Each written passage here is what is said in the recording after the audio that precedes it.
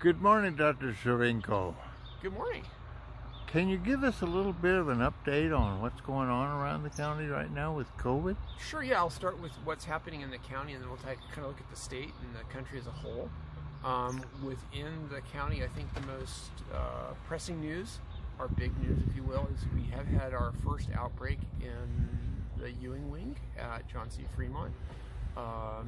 On Friday we were contacted by the staff at John C. Fremont about a staff member who was positive and a resident who was demonstrating symptoms consistent with COVID. And we responded with our team. We were able to use a test that we had available to us to test the resident and confirm that that person was positive. And in addition, we found out that there were 4 additional persons that were symptomatic and did test positive amongst the residents. So on Saturday we had 1 staff member and 5 residents that were positive for COVID and symptomatic. And as of yesterday, we had a total of 14 residents within the Ewing wing and 8 staff from the Ewing wing that have tested positive. We're waiting for updates for today. We meet with the hospital team every day at noon to talk about how we can best help them. And it really has been a team effort with the John C. Fremont staff taking the lead and really supporting them from public health with epidemiologic and testing support. And so that's gone reasonably well. I shudder to think what would have happened had this happened a year ago, or even worse, 2 years ago, where these people who are ill, who are mildly to moderately symptomatic, would have been moderately to severely symptomatic, requiring hospital stays in either a medical surgical bed or an ICU, or perhaps even dying from their illness. And so far we've had 1 person who required a little bit of IV hydration, some people who required some supplemental oxygen, but the extent of disease, the severity of disease that we've seen in this population, as compared to a year ago or 2 years ago, is much less significant. That's due largely to vaccines. They have been vaccinated, they have been boosted, and they also received a medication, an oral antiviral called Paxlovid, and all those things combined seem to have helped. And again, we're supporting the John C. Fremont team in their response, and we'll continue to do that until they are back to normal operations. More broadly within the county, we are definitely seeing an increase in cases. I think we've talked about previously. Our bump in cases initially was limited to Yosemite National Park and mostly amongst the concession employees there, but we're now seeing it more broadly throughout the county amongst people who largely have either one of 2 things. In addition to John C. Fremont, they either are public-facing, that is, they work in the tourism industry, or they are food servers, etc., or they have a lot of contact with the visiting public, or we've had a number of cases within the schools, not one specific school, but kind of spread across all of them. And so kids coming back from spring break and intermingling amongst themselves and spreading a little bit of COVID there. So we're seeing that, but we aren't seeing as of yet an uptick in hospitalizations, and that kind of reflects what's happening in the state of California. Specifically in the Bay Area, they're seeing a very significant increase in cases, but only a slight uptick in hospitalization. So as we're looking at this new variant or subvariant of Omicron, which is known as BA2.12.1, it appears to be it spreads much more easily than Omicron, which spread more easily than Delta, which spread more easily than the original virus. We're seeing an easy spread, lots of number of cases, but not necessarily a significant number of hospitalizations. We're kind of still in a wait-and-see mode to see how that evolves. That said, getting sick with COVID is, even if you have mild symptoms, is not necessarily an easy thing, so we ask people to rest and recuperate should they become infected and limit the spread of that infection. More broadly out in the national view, again, today the president had a proclamation marking the 1 million deaths associated with COVID, and that's likely an undercount. And so we really probably will not sort out the impacts of the epidemic or the pandemic for several years after we are through this. So that's kind of the snapshot of things going from the local level up to the national level.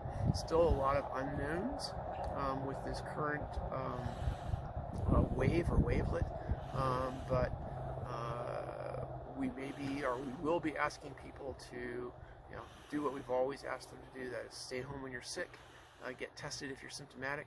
I would add to the testing, if you've got a negative rapid test and you still have symptoms consistent with COVID, consider backing that up with a PCR test, because we have had times where the rapid antigen test has been a negative and then a PCR been positive, so consider that. We had been, or I had been saying that masks were recommended. That is an individual action for individual or family protection. If this trend continues, we'll broaden that out to being more of a strongly recommended. That is, we encourage everyone to wear a mask as a community action for community protection. And we'll do that based upon data we get from the CDC community levels that is released later this afternoon. So you'll see some messaging about that. So again, cases on the rise, but there are things that you can do to prevent that or reduce that. And the one last thing I haven't mentioned yet, it's a Thursday here, and Thursday is vaccine day. So if you are pending your second booster, eligible for a second booster, now is a reasonably good time to get that.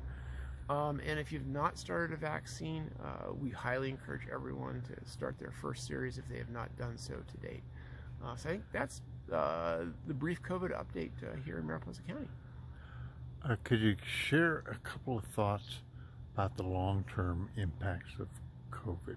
Yeah, so we know that long COVID is an entity. That is, people who have had COVID may have symptoms of varying types, from brain fog to chronic lung problems to chronic heart inflammation, that can go out for weeks to months and maybe even years. That we'll see what happens over time. But we know it's a thing. We know it's an entity. We want people to be mindful of it. If they think they have symptoms consistent with long COVID, that is persistent symptoms after 4 to 5 to 6 weeks of an infection, to schedule a follow-up with their primary care provider and get that evaluated. There is being put in place a mechanism to do longitudinal tracking of people that have long COVID symptoms, and so we would ask that primary care providers reach out to us so we can start tracking that. That's not a database here at a local health department, but we're looking at a state level database, and that's in the progress, but we want people to know that that's something that's being looked at. What are some of the prime symptoms? So, as I said, it can be varied.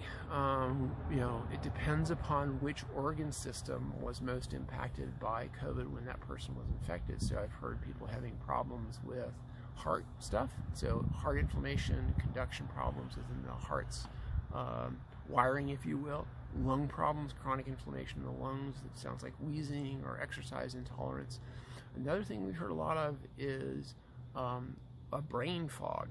That may be actually the most predominant, is where you're not necessarily confused, but you're not able to process thoughts as clearly as you used to be prior to COVID.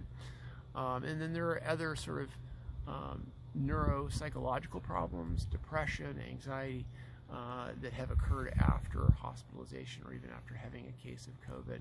So again, that's all being sorted out, but again, if you have symptoms that are persisting after you've had your acute case of COVID, follow up with your primary care provider and have a little bit more of a workup. You know, when I was coming over here today, I told them I was going to be talking with you, and they said, the comment was, "I'm just tired of this. I'm fed up with COVID. I don't want to hear about it anymore." And that's kind of my feeling as well. And I think it's shared by most of us. This is starting to wear on us. Do you have any comments about that? Yeah, no, I think it wears on all of us. I mean, I think those of us here, obviously, you're in the middle of it. Health and Human Services, public health staff, the hospital. Yeah, we would all like to make it go away, but unfortunately, that's we don't control the virus, just like we don't control a hurricane, just like we don't control a fire. What we can do is continue to do those things that mitigate the impact of it. And just like we do with fires and hurricanes, being prepared for that next event, I think, is important. So, ignoring that it's here or downplaying that it's here can only harm you. But taking reasonable, prudent steps to mitigate the impact or prevent the impact of COVID, I think, are important. So, sort of being mindful of the activity of disease, like I talk about the difference between recommended and strongly recommended for masking, about boosters, things like that. Those are things that are within your control. Worry about the things that are in your control. Be mindful of those things that you can't have control of. But again, COVID is going to be here. It may get worse, may get better. It is a virus and it mutates, and it will do what it does. We just need to be ready to respond to it. Thank you for your time. Thank you.